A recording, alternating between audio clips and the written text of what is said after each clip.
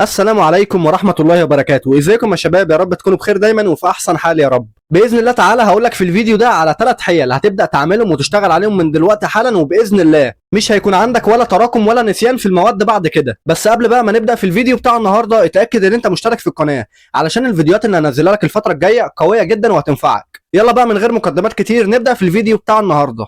بص، النسيان مش ضعف والتراكم كمان مش كسل، دي كلها اشارات من عقلك بتقولك انت محتاج طريقه مختلفه في المذاكره علشان تبدا تذاكر صح وبتركيز وتحصل اكبر كم ممكن من المعلومات. والحيله الاولى بقى اللي احنا هنتكلم عليها النهارده هي تاثير البدايه والنهايه. العقل البشري بيكون عنده ظاهره غريبه كده اسمها تاثير البدايه والنهايه، ودي معناها ان انت بتركز وبتفتكر اكتر اول حاجه واخر حاجه انت ذاكرتها، واللي في النص كله بيتنسي. علشان كده معظم الطلبه بيفتكروا اول حاجه ذاكروها النهارده واخر حاجه، واللي في النص بيكون ضايع. والحل هنا بقى بسيط وسهل، هتقسم مذاكرتك لفترات. يعني مثلا هتذاكر 25 دقيقه وتريح 5 دقايق، وبعديها هتاخد 25 دقيقه وتريح 5 دقايق، وهكذا. وبكده انت هتخلق لمخك بدايات ونهايات كتير، وهنا بقى المخ هيبدأ يفتكر كل مرة كأنها بداية جديدة، وهيفضل مجمع كل المعلومات اللي هو ذاكرها. والحيلة التانية بقى تفعيل المشاعر مع المعلومة. بص، عود نفسك كده، العقل دايما مش بيخزن المعلومة لوحديها،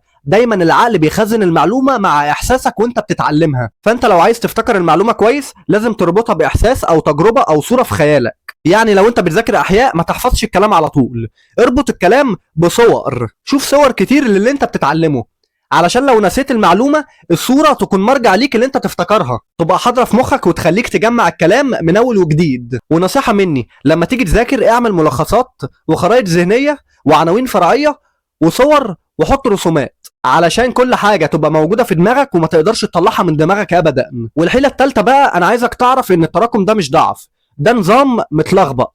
التراكم مش دليل اللي انت فاشل او متاخر، هو دليل اللي انت فقدت التنظيم في مرحله معينه. والحل هنا بقى اللي انت تبدا من دلوقتي حالا بخطه انقاذ صغيره. خد ورقه وقلم واكتب المواد المتراكمه عليك مادتين بمادتين، هتاخد المادتين الاولانيين وتعمل لهم جدول منظم خاص بيهم. واهم حاجه اللي انت تكون كاتب الاجزاء اللي انت هتذاكرها علشان خاطر ما تتشتتش وانت بتذاكر. وفي النهايه انا عايز اقولك ان النسيان ده مش ضعف، ده دفاع من عقلك علشان يخفف الضغط. فانت عشان تتحكم فيه لازم تشتغل على ال3 حيل اللي قلت لك عليهم النهارده، وحرفيا جربهم اسبوع واحد بس وانت هتشوف الفرق بنفسك في ثقتك وتركيزك.